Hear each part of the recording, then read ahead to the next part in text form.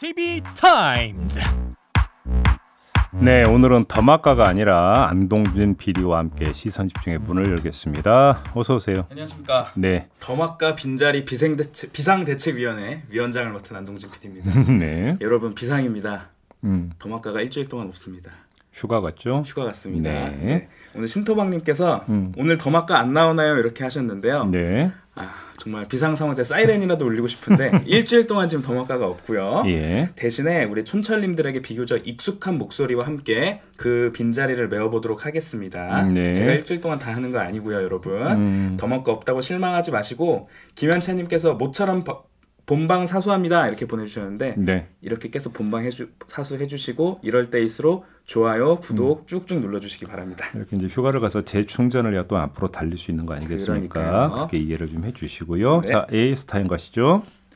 네, 지난 금요일 삐커뉴스 시간에 무단으로 설치된 전두환 씨 분향소에 조문을 했던 합천군수의 이야기 전해드렸는데요. 네. 지난 토요일이었죠. 전두환 씨 발인이 있었습니다. 전두환 씨의 부인이죠. 이순자 씨가 연결식에서 사과의 뜻을 밝혔는데요. 일단 직접 한번 들어보실까요?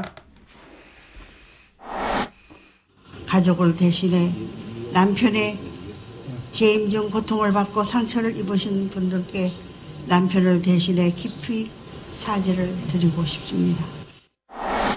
네, 짧죠? 네. 예. 3분 15초 분량의 추도사에서 사죄의 뜻을 밝힌 건 15초에 불과했습니다. 네. 그리고 재임 중이라는 기간을 강조하면서 전 씨가 대통령으로 취임하기 이전에 발생한 5.18 민주화 운동은 사죄 대상에 포함시키지 않았습니다. 네, 네. 그리고 어제 국민의당 안철수 후보도 광주 북구에 있는 5.18 민주묘지를 찾아서 참배를 했는데요. 그 앞에서 이렇게 얘기했습니다. 앞으로도 계속 전두환이라는 이름 석자에 분노만 하며 살 수는 없다. 용서와 화해, 국민 통합과 역사 발전, 그 중심에 광주가 있어야 한다. 네. 이렇게 말했거든요. 예. 이 JB 두 발언들 어떻게 들으셨습니까?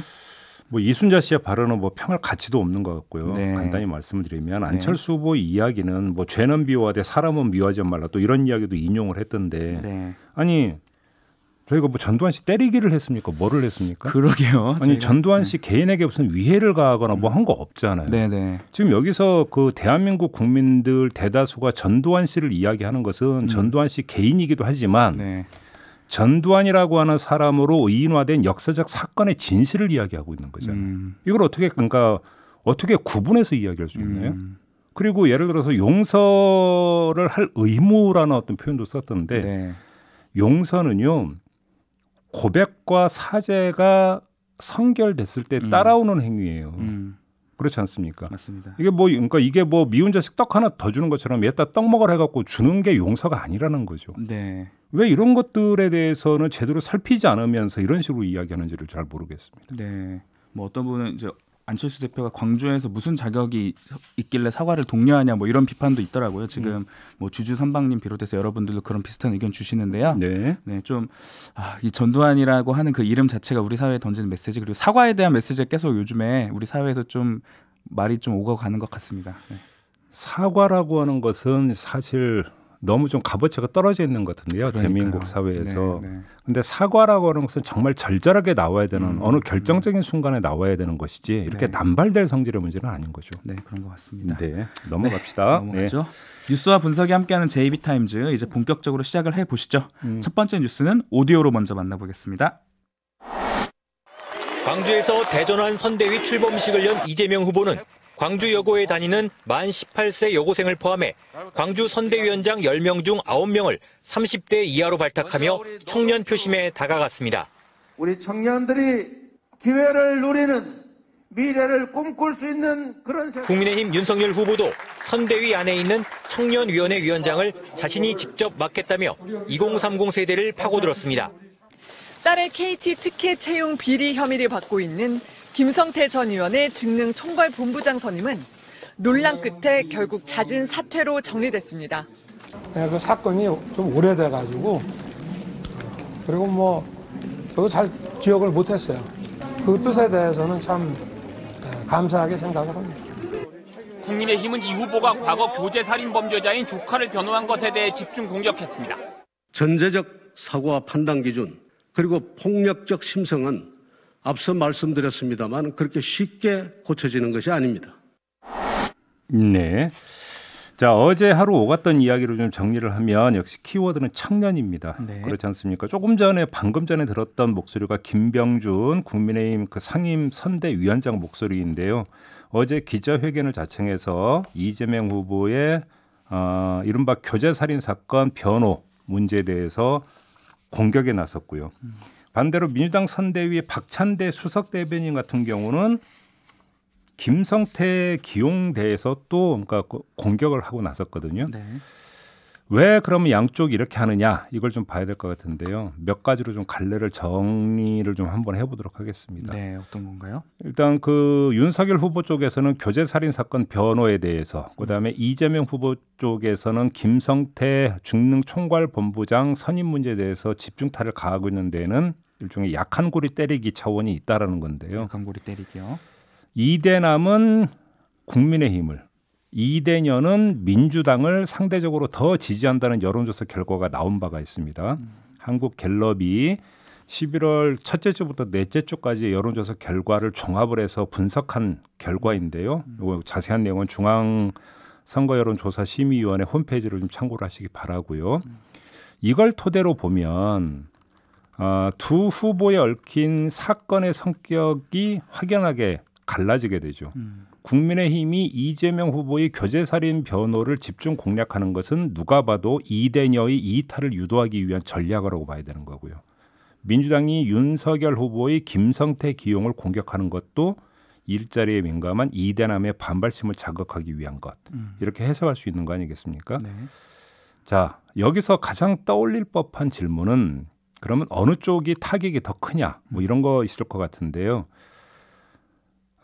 흐름으로 보면 이건 둘째 문제인 것 같습니다. 어느 쪽에 타격이 더 크냐? 이건 둘째 문제인 것 같고. 그건 둘째 문제고. 예.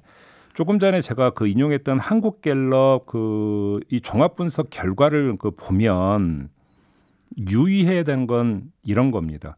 국민의힘과 민주당의 20대 지지율이 29%대 22%로 나왔다는 거예요.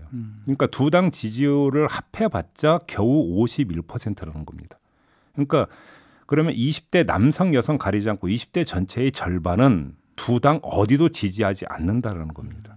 이런 상황에서 양쪽이 각각 이대남과 이대녀를 상대로 네거티브 전략을 펴면 20대의 표심이 어느 한쪽으로 쏠리는 게 아니라 아예 선거판에서 이탈해버릴 수 있다.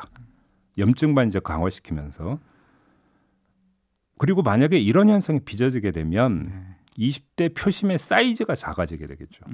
그럼 사이즈가 작아지면 설령 어느 한쪽으로 쏠린다 하더라도 그것이 전체 판세에 미치는 영향은 상대적으로 줄어든다. 투표율이 더 낮아질 수 있겠죠. 그러니까 요 점을 좀 먼저 봐야 되는 거 아닌가 싶은 생각이 좀 들고요. 네.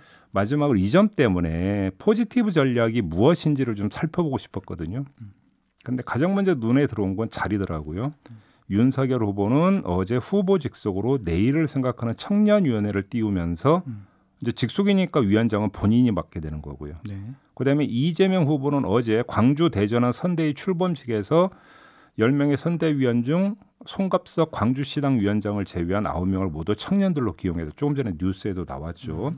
여기에는 18살 고교생부터 뭐 노무사, 영화감독, 사회복지사 등등 이런 사람들이 망라가 됐는데 그러니까 이렇게 이제 자리를 그 연다라고 하는 것은 두 후보 모두 청년을 위한 자리를 만들므로써 후보가 청년 문제를 중시하고 있고 배려하고 있다라는 메시지를 던지고 있는 것 아니겠습니까? 네. 근데 과연 이걸로 먹히겠느냐? 이거는 좀 따져봐야 되는 문제인 것 같은 게 홍준표 의원의 경우를 한번 비교를 해봅시다. 홍준표 의원이 경선 후보 시절에 그렇게 자리를 많이 내줘가지고 청년들이 모여들었느냐? 그건 아니죠. 아주 단순한 반문을 한번 해봅시다. 그건 아니지 않습니까? 네. 홍준표 의원을 통해서 확인하는 것은 자리가 아니라 대변이었죠. 대변. 청년들의 마음을 대변한다. 바로 이것 아니었습니까? 근데 두 후보는 이마저 지금 제대로 하지 못하고 있는 것 아니냐. 네. 이런 이야기가 여기서 성립이 되는 거죠. 오히려 대변은커녕 오히려 약점만 부각되고 있다. 이렇게 중간 정리를 해야 될 것 같고요. 그래서 윤석열 후보나 이재명 후보나 청년 문제에 관해서는 모두 악순환 고리에 갇혀버린 셈이다. 이렇게 봐야 될 것 같은데 결국 본인의 내력과 캐릭터를 청년층에게 어필하는 데 한계가 있다면 이걸 상쇄하기 위해서는 정책으로 집중을 해야 되는데 이게 또 별로 보이지 않는다라고 하는. 그죠? 아직 준비가 안 된 것 같다라는 이런 평을 안 할 수가 없을 것 같습니다. 들꽃님도 귀중한 한 표 줄 곳이 없네 이렇게 말씀하셨어요. 예. 네, 아마 2030이신 것 같은데 청년들에게 중요한 건 자리가 아니라 그들을 대변할 수 있는 정책이다. 예. 여기 밑줄을 쫙 그으면 될 것 같고요. 예. 근데 사실 저는 좀 자리에 더 관심이 가기는 하더라고요. 네. 자리 중요한 게 아니라고 하셨는데 이제 윤석열 후보 선대위의 김종인 전 비대위원장 합류가 불발되면서 외부 중도 성향 인사들 합류가 연쇄적으로 불발되고 있다. 이른바 조국 흑서 저자들로 유명한 권경애 변호사, 김경률 회계사 등이 공동 선대위원장직을 받고 거절했다. 이런 뉴스도 나왔고요. 예. 그러면서 권경애 변호사, 진중권 전 교수 같은 경우에는 윤 후보 곁을 떠나겠다고 했던 장지원 의원이 여전히 문고리 3인방 장순신 역할을 하고 있다. 장순실, 예. 최순실 씨를 빗대어서 한 말인데 예. 서로 법적 대응 이야기까지 막 나오고 있는 상황인데 예. 이 파장은 이따가 이준석 대표한테 물어보면 좀 답을 해줄까요? 네, 그때 한번 인터뷰 예정됐으니까 한번 물어보도록 하죠. 그러시죠. 알겠습니다. 네. 자, 뉴스와 분석이 함께하는 다음 JB타임즈 뉴스 어떤 걸까요? 서울 서대문구의 한 미용실 점주가 70대 할머니를 무릎 꿇린 사실이 뒤늦게 밝혀졌습니다. 맞습니다. 3월에 있었던 일이 이제 뒤늦게 밝혀졌다고 하는데 이런 겁니다. 전단지를 돌리는 일을 하던 할머니가 이 미용실 우편함에 전단지 한 장을 넣었다고 그래요. 그러자 점주가 이 전단에 찍힌 업체 이제 전화번호가 있었을 거 아닙니까? 여기에 전화를 해서 이 업체 사장에게 항의를 했고 업체 사장은 사과를 했는데도 점주가 할머니한테도 사과를 받아야 한다고 고집을 피웠다고 합니다. 그래서 업체 사장이 할머니에게 사과를 부탁을 했고 할머니가 찾아갔는데 점주는 할머니에게 무릎 꿇고 빌라 이렇게 요구까지 했다고 합니다. 할머니가 이를 거부하자 경찰에 신고를 했다고 하고요. 경찰이 출동하니까 할머니가 어쩔 수 없이 무릎을 꿇었다고 하는데 점주는 또 이 장면을 촬영을 해서 업체 사장에게 보낸 뒤에 사과받았습니다. 수고하세요라는 문자까지 보냈다고 하는데 진짜 경찰이 출동했으면 오히려 이걸 말렸어야 되는 거 아닌가 이런 생각도 좀 들던데요. 네, 어떻게 이런 일이 좀 있을까? 정말 좀 안타깝습니다. 하나만 말씀드리겠는데 뭐 평할 생각도 별로 없고요. 이 점주가 이제 이게 문제가 되니까 블로그에 사과글을 올렸다고 하는데 그 글에서 할머니를 계속 어떻게 호칭을 했냐면 어머니라고 호칭을 했다고 합니다. 난 오히려 이 표현에 꽂혔는데 저런 일을 벌여놓고 어떻게 어머니라는 호칭을 이렇게 버젓이 쓸 수 있을까? 저는 그런 생각을 했거든요. 물론 피를 나누지 않은 사이에서도 종종 우리가 이제 사회에서 어머니, 엄마 이렇게 부르는 경우가 있긴 해요. 근데 그거는 아주 그 가까운 친근감의 표시로 이렇게 호칭을 하지. 지금 이 상황에서 어머니라는 호칭이 나올 지금 저게 아니지 않습니까? 네. 도대체 이 점주는 70대 할머니를 무릎까지 꿇려놓은 다음에 어떻게 어머니라는 호칭을 저렇게 버젓이 쓸 수 있었을까? 저는 오히려 거기서 도저히 이해가 안 된다라는 생각을 했는데요. 아까 우리가 이제 그 대한민국에서 사과의 가치를 이야기를 했잖아요. 네. 참 많이 떨어진 것 같다. 그 가치가 정말 많이 떨어진 것 같다는 생각을 해봤습니다. 네, 3711님은 성추행해놓고 딸 같았다라는 표현이랑 비슷한 것 같다. 뭐 이런 의견도 주셨는데요. 네, 좀 사과의 가치가 좀 훼손되지 않기를 바라는 마음이 큽니다. 네. 알겠습니다. 오늘 마무리해야 되는데요. 네. 인터뷰가 준비가 많이 돼 있어서 마무리를 하고요. 네. 짧게 하나 전해드리면 오늘 오후에 손학규 전 바른미래당 대표가 대권 도전을 선언합니다. 네, 그런다고 하더라고요. 네, 이번이 4번째인데요. 네. 손학규 징크스 과연 이번에도 있을지 시사 PD로서 오늘 어떤 큰 뉴스가 혹시 발생하지 않을지 긴장하면서 지켜보겠습니다. 알겠습니다. 마무리하겠습니다. 안동진 PD 수고하셨어요. 네, 고생하셨습니다. 네.